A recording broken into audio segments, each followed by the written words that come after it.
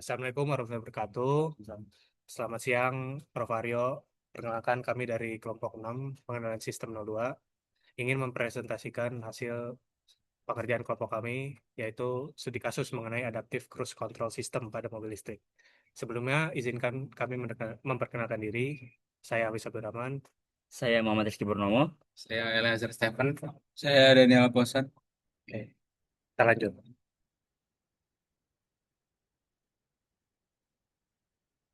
Nah, ini foto-foto kami, Pak. Oke. Untuk studi kasusnya yaitu adaptive cruise control sistem pada mobil listrik. Sistem yang dikaji adalah adaptive cruise control pada sebuah kendaraan listrik.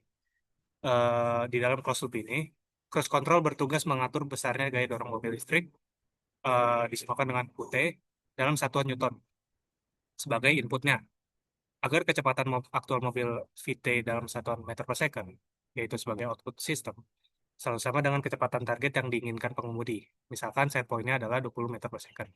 Sistem ini mutlak berdasarkan kerjanya pada feedback pad atau jalur balik yang digerakkan oleh sensor kecepatan roda ideal dengan AS sama dengan 1. Sensor ini terus-menerus mengukur kecepatan real mobil secara real time dan mengirimkan datanya ke komputer mobil untuk dibandingkan dengan set point. Selisih antara kecepatan target dan kecepatan real disebut sebagai sinyal error. Dinamika fisik mobil melibatkan interaksi antara inersia massa total mobil dilambangkan dengan M dan hambatan redaman aerodinamis udara dilambangkan dengan V. Yang jika digabungkan dengan inersia inflasi kumparan motor mobil akan membentuk sistem dinamika order 2. Nah, ini adalah eh, langkah-langkah untuk menemukan fungsi alih GS dan juga TS-nya. Yang pertama adalah kita modelkan dulu secara matematika atau secara matematis. Hubungan hukum Newton 2 antara gaya motor atau UT terhadap respon kecepatan mobil VT akibat inersia dan gaya gesek udara menunjukkan sebagai berikut. Eh, D kuadrat VT per DT kuadrat plus 3 D, D, D per DT dari VT plus 2 VT sama dengan 2 UT. Dan yang langkah keduanya adalah kita transformasikan dengan Laplace. Nah, untuk bagian D kuadrat VT per DT kuadrat itu ditransformasikan menjadi S kuadrat PS. Terus yang 3 DV per DT kuadrat itu menjadi 3S VS.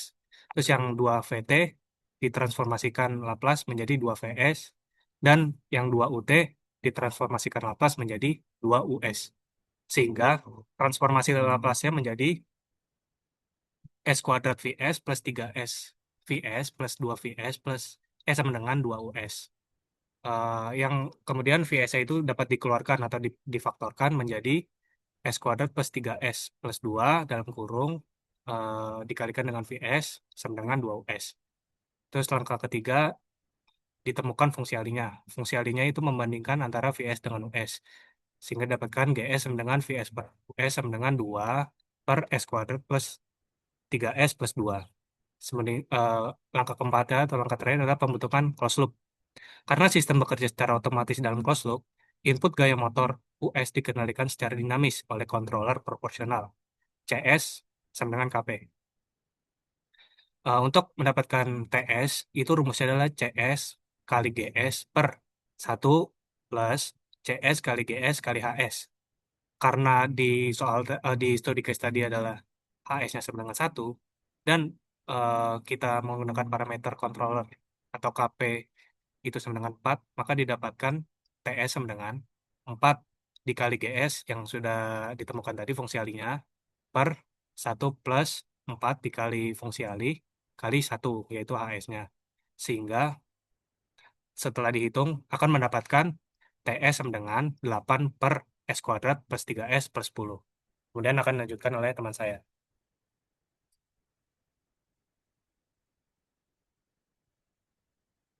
Oke, selanjutnya untuk pengulangan tugas 01 pada persamaan yang kami punya. Yang pertama-tama, kami akan mencari akar-akar polnya terlebih dahulu. Pol sistem diperoleh dengan membuat persamaan karakteristik penyebut sama dengan 0.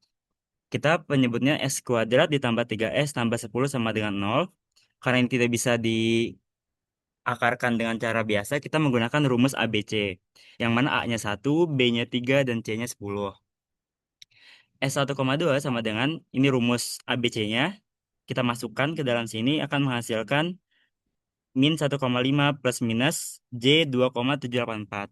Untuk analisis polnya, akar-akarnya berupa bilangan kompleks konjugat yang berarti posisinya di bidang S berada di sebelah kiri sumbu imajiner min 1,5 dan bergerak ke atas atau bawah sejauh 2,784. Ini menandakan sistem bersifat underdamped serta menghasilkan osilasi. Nomor 2, carilah untuk sistem orde 2 tersebut nilai-nilai ada natural frekuensi, damping rasio, dan sebagainya.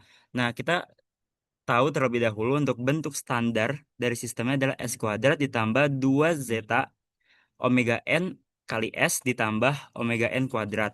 Sistem yang kita punya adalah S kuadrat ditambah 3S tambah 10. Jadi untuk mencari natural frekuensi atau omega n, kita cocok-cocokkan saja itu di bagian akhirnya itu kan omega n kuadrat itu di sistem barunya sama dengan 10. Jadi omega n sama dengan akar 10 yaitu mendekati 3,162 radian per second. Yang B, damping rasio atau zeta, 2 zeta dikali omega n sama dengan 3. Omega n ini kita udah dapat 3,162. Nanti zeta sama dengan 3 per 6,324, yaitu nilainya mendekati 0,474. Yang C, kita sekarang mencari rise time atau TR. Untuk mencari rise time, kita cari dulu omega D dan betanya, sudut fasenya. Nah, kita cari omega D-nya itu frekuensi osilasi teredam. Rumus omega D sendiri adalah omega D sama dengan omega N akar 1 min zeta kuadrat. Omega D sama dengan omega N-nya 3,162, zeta-nya 0,474. Kita masukkan ke dalam rumus, hasilnya adalah 2,783 radian per second. Nah, kita cari yang kedua adalah sudut fasenya atau betanya. Beta rumusnya adalah cos pangkat min 1 dari zeta. Dimasukkan hasilnya adalah 1,077 radian. Selanjutnya kita baru bisa menghitung TR-nya atau rise time-nya, yaitu rumusnya sendiri adalah Pi minus beta per omega D. Kita masukkan Pi-nya 3,1416 dikurang 1,077 per 2,783 menghasilkan 0,742 detik atau second. Oke, next kita sekarang mau mencari peak time-nya atau TP-nya dengan rumus Pi dibagi omega D. Omega D-nya udah dapat, kita masukkan saja menghasilkan 1,129 detik. Yang E, settling time atau TS, kita kriteria toleransinya 2%. Untuk rumusnya sendiri, TS sama dengan 4 dibagi zeta dikali omega n. Zeta-nya udah ada 0,474, omega n-nya udah ada juga 3,162, dimasukkan ke dalam rumus menghasilkan 2,667 second atau detik. Yang terakhir, percent of overshoot, itu rumusnya adalah epsilon pangkat minus zeta dikali pi dibagi akar 1 minus zeta kuadrat dikali 100%, dimasukkan yang sudah kita dapatkan sebelumnya menghasilkan 0,182 dikali 100% yaitu 18,42%. Selanjutnya untuk source code yang kita akan pakai di Octave atau MATLAB. Kami di sini memakai MATLAB. Ini source code-nya, ini hasil dari codingannya. Next-nya, ini diagram bloknya. Ini ada dari step input sampai hasilnya. Ini grafik dari diagram bloknya juga. Dan ini adalah grafik tempat kedudukan akarnya. Oke, selanjutnya akan dijelaskan oleh teman saya.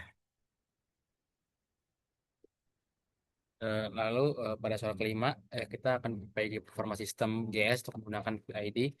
Seperti yang kita tahu sebelumnya bahwa dari studi kasus sebelumnya, persamaan GS pun didapat sebagai 2 per S kuadrat tambah 3S tambah 2. Sistem ini sudah punya sistem order 2 dengan pol S plus 1 dikali S plus 3 sama dengan 0. Jadi sebenarnya sistem ini sudah stabil, namun bisa tingkatkan lebih lagi menggunakan PID. Nah, seperti yang kita ketahui, bahwa untuk mencari PID controller itu punya persamaan CS sama dengan KP tambah KI per S ditambah KDS. Nah, yang nilai yang kami tentukan akhirnya untuk memenuhi koefisien-koefisien KP, KI, dan KD adalah 4 untuk KP, untuk 2 dan 0,5 untuk KD. Nah, kenapa kami pilih nilai-nilai segitu?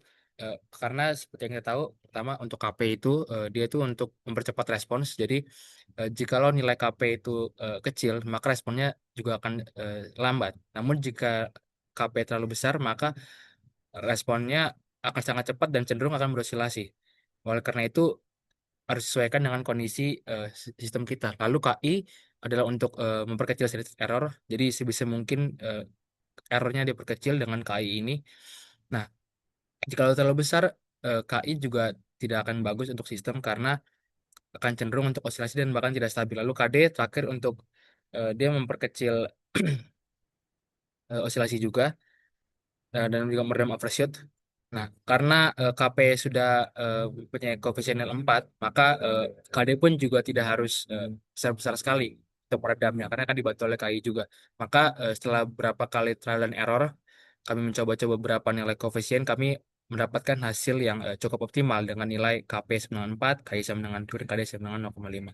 Lalu kita masukkan kembali ke dalam persamaan CS sama dengan KP plus KI per S tambah KDS. Maka setelah kita masukkan koefisiennya, CS sama dengan 4 ditambah 2 per S tambah 0,5 per S. Lalu kita samakan penyebutnya. Dan saat kita transfer function baik dari open loop lalu berubah menjadi closed loop, didapatkan nilai TS terakhir transfer function yang sudah di closed loop, yaitu sebesar S kuadrat plus 8S plus 4 per S pangkat 3 plus 4S kuadrat plus 10S plus 4. Dan di soal selanjutnya maka akan terlihat dengan jelas bahwa sistem ini sangat improve dengan adanya PID ini. Bilang dong. Ya, selanjutnya untuk soal nomor 6 di sini ada hasil oktavnya. Ini ada dua plot ya. Yang pertama plot dari open loop response. Kita bisa lihat di sini masih ya kurang bagus lah ya, kurang optimal banget. Baru plot kedua closed loop response with PID. Ini udah improve dibandingin yang open loop biasa tadi. Ini source code-nya bisa dilihat. Lalu selanjutnya ada silap escos. Ini ada diagram bloknya. Baru di sini ada plot dari diagram blok diagram blok itu sendiri. Ya, sekian dari kelompok kami, kelompok 6. Terima kasih.